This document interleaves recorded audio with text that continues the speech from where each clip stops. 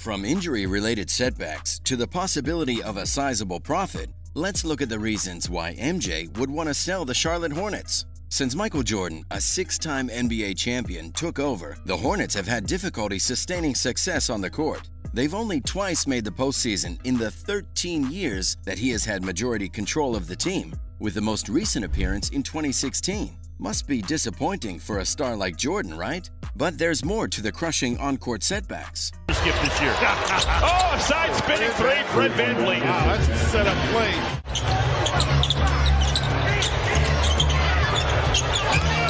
Good pass. The team has gone through 5 different head coaches during Jordan's ownership of the organization. Second triple.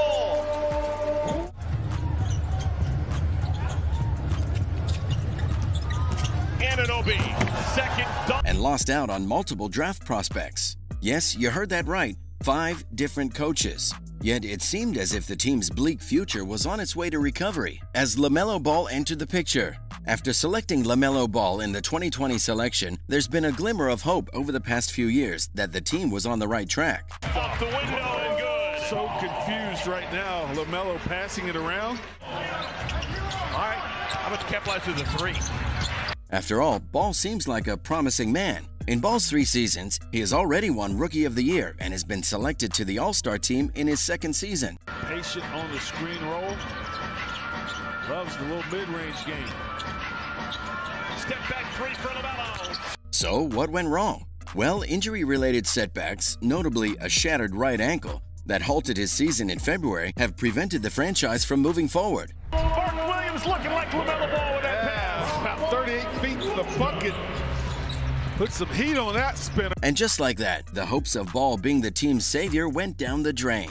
The team's inferior performance must have hit Jordan like a train. Now, whether it's on the court or in the office, the fact that Jordan has always been a competitive person is, of course, an important consideration. He's had some success with the Hornets, but since they haven't been able to get past the first round of the playoffs in the 2016-2017 season, Jordan simply might believe that he has led the team as far as he can. Get twisted into this whole conversation, but I mean, it's a different time, obviously, and anytime you have an opportunity. Maybe someone else would be better able to take over and lead the group to the next level. So it might be a wise choice for Jordan to call it quits. But hey, hang in there, because aside from the dire on-court performance, the team's tenure is full of mediocre signings. Despite being considered as the greatest basketball player of all time, Michael Jordan hadn't had the best judgment on signing team players. That is yet another reason why he's finally willing to give up on the team itself. Although he has undoubtedly added some enthusiasm to the team, the squad has not advanced very far in the NBA. Let's see. Slow ball handler. Yeah, that's his own feet. Didn't step on anyone. The Hornets haven't exactly made a splash in free agency either. They signed Nicolas Batum to a 5-year, $120 million contract in 2016, and he's been nothing but a disappointment ever since. And then there's the infamous signing of Terry Rozier to a 3-year, $58 million contract in 2019. Sure, Rozier had some decent seasons in Boston, but that contract was a head-scratcher from the get-go. In fact, they've finished with a losing record in 6 of the last 7 seasons. So it must be noted that the Hornets have experienced some terrible setbacks along the way. The team has had some difficulty finding the appropriate players to support Kemba Walker, their standout player. It's difficult to argue against the reality that the team hasn't been successful under Jordan's ownership. However, it won't be fair to conclude that MJ is looking to sell the team simply because of its failure. There's more to it. So, if not the poor overall performance, what might be his driving force behind this pivotal decision?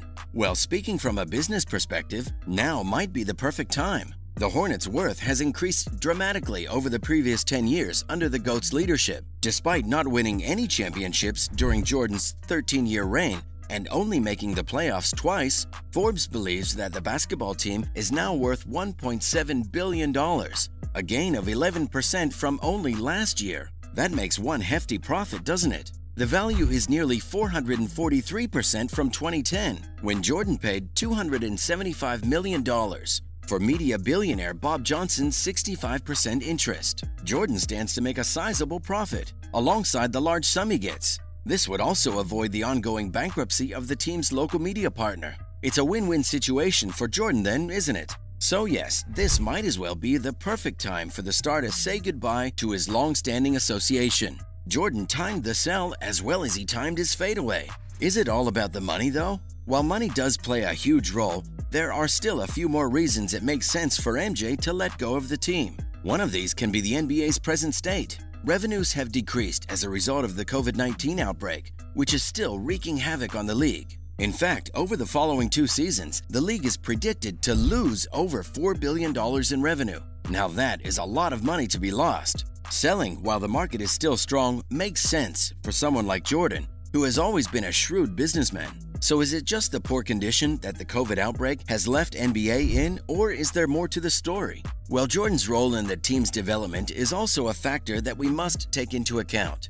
Although he has owned a majority of the team for more than 10 years, he has never managed the team on a day-to-day basis. James Borrego, the team's CEO, is in charge of that. Jordan has always served as more of a symbolic leader, luring both players and fans with his name and reputation. With the team out of the picture, he'll be able to take a step back and concentrate on other projects. These projects include his Jordan brand and his ownership interest in the MLB's Miami Marlins. So while it's certainly disappointing to see Michael Jordan give up on the Charlotte Hornets, it's not entirely surprising. The team has failed to meet expectations during his tenure, and it seems that he's ready to move on. But with a new owner and a fresh start, there's always hope. Maybe the Hornets can turn things around and become a force to be reckoned with in the NBA once again. Now let's look at the numbers. Although the deal hasn't been finalized, Jordan would still own a minority ownership position in the team if he sold his majority stake. In 2010, Jordan acquired the Charlotte Bobcats for $275 million from outgoing majority owner Bob Johnson, becoming the team's new majority owner. As he's looking to sell his share now, potential buyers can be seen in the picture. A group formed by the Hornets' minority owners, Gabe Plotkin and Rick Schnell of the Atlanta Hawks, is interested in purchasing his shares. Jordan will receive $1.7 billion from the sale of the Hornets. Now that is one big sum. Though no resolution is close at hand, there's still much to be discussed in the negotiations, and both parties are undoubtedly making an effort. Buying CH in 2010 was a significant investment for Michael Jordan that increased his wealth tenfold. If the deal ends up successful, Jordan will leave with a little more than $1.5 billion in his pocket, leaving the rebuilding of the franchise in the hands of the new owners. Jordan will no longer be involved in the day-to-day operations of the Hornets. However, he's still anticipated to retain a minor share in the team if the agreement is approved. So folks, that's all we have for Michael Jordan parting ways with the Charlotte Hornets. Stay tuned for more developments along the road.